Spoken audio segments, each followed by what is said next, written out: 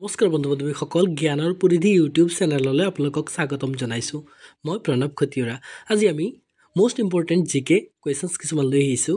এইবোৰ অনলাইনত মোৰত আছে আৰু এইবিলাক আপকামিং আছাম গভৰ্ণমেণ্টৰ বিভিন্ন ধৰণৰ এক্সামসমূহৰ বাবে খুবেই গুৰুত্বপূৰ্ণ। তো বন্ধু-বান্ধৱীসকল, যিসকলে প্ৰথমবাৰৰ বাবে আমাৰ চেনেলটো চাই আছে বা আমাৰ চেনেলৰ লগত জড়িত হৈছে, অনুগ্ৰহ কৰি আমাৰ চেনেলটো ছাবস্ক্ৰাইব কৰিব বুলি আশা কৰিলোঁ। তো বন্ধু-বান্ধৱীসকল, দেৰি নকৰাকৈ আজিৰ ভিডিঅ'টো আমি আৰম্ভ কৰোঁ ব'লক। আজিৰ প্ৰথম প্ৰশ্নটো হৈছে ভগৱান বুদ্ধই ক'ত জ্ঞান লাভ কৰিছিল? আৰু ইয়াৰ উত্তৰটো হৈছে বোধগয়া। অৰ্থাৎ বোধগয়াত ভগৱান বুদ্ধই জ্ঞান লাভ কৰিছিল আৰু এই বোধগয়া এতিয়া ক'ত আছে? বৰ্তমান বিহাৰত আছে। আৰু তেখেতৰ জন্ম ক'ত হৈছিল? লুম্বিনীত হৈছিল। বৰ্তমান লুম্বিনী নেপালত আছে। আৰু ইয়াৰ আগত আমি এটা ভিডিঅ' আপলোড কৰিছিলোঁ য'ত বৌদ্ধ ধৰ্মৰ বিষয়ে আলোচনা কৰিছিলোঁ, লগতে গৌতম বুদ্ধৰ বিষয়ে সম্পূৰ্ণকৈ আলোচনা কৰিছিলোঁ। তো যিসকল বন্ধু-বান্ধৱী ইয়াৰ আগৰ পাৰ্টটো বা ভিডিঅ'টো চোৱা নাই, অনুগ্ৰহ কৰি ডেছক্ৰিপশ্যনত দিয়া লিংকটোৰ পৰা চাব বুলি আশা কৰিলোঁ।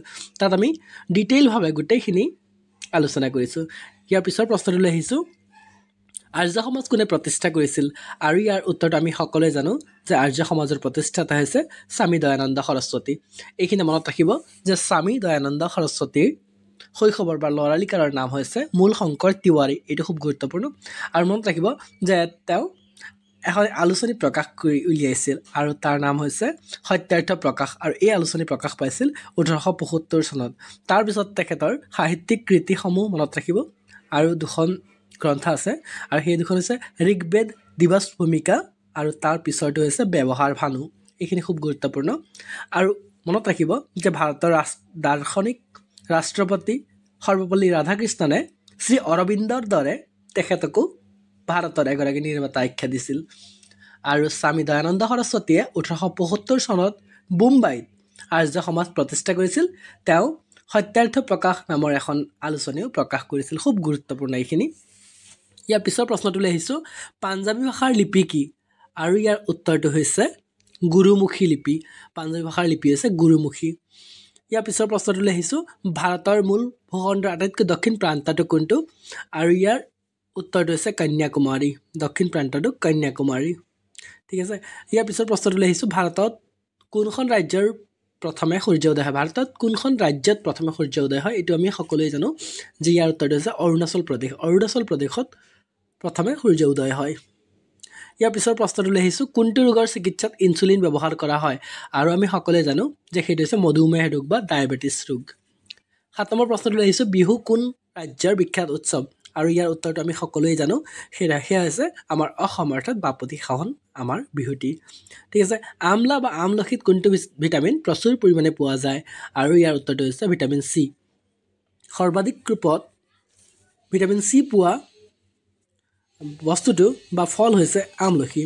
ইয়াৰ পিছৰ প্ৰশ্নটোলৈ আহিছোঁ, ভাৰতৰ প্ৰথম গভৰ্ণৰ জেনেৰেল কোন আছিল? আৰু তেওঁ হৈছে উইলিয়াম বেণ্টিক। ইয়াৰ পিছৰ প্ৰশ্নটোলৈ আহিছোঁ, কোনখন দেশত কাগজ আৱিষ্কাৰ হৈছিল? প্ৰথমতে কাগজ ক'ত আৱিষ্কাৰ হৈছিল? আৰু ইয়াৰ উত্তৰটো হৈছে চীন দেশত। গৌতম বুদ্ধৰ শৈশৱৰ নাম কি আছিল? ইয়াৰ আগৰ ভিডিঅ'টোত আমি সম্পূৰ্ণ আলোচনা কৰিছিলোঁ, হ'লেও মনত ৰাখিব। বন্ধু-বান্ধৱীসকল, আমাৰ ভিডিঅ'সমূহত লাইক কৰিব, আমাৰ চেনেলটো ছাবস্ক্ৰাইব কৰিব আৰু বেল আইকনটো প্ৰেছ কৰি ৰাখিবলৈ নাপাহৰিব। আমি দিয়া ভিডিঅ'সমূহ পোনপ্ৰথমতে পাব পাৰে আৰু ভিডিঅ'সমূহ মিছ নকৰাকৈ চাব পাৰে। যে তেওঁৰ শৈশৱৰ বা ল'ৰালি কালৰ নাম আছিল সিদ্ধাৰ্থ।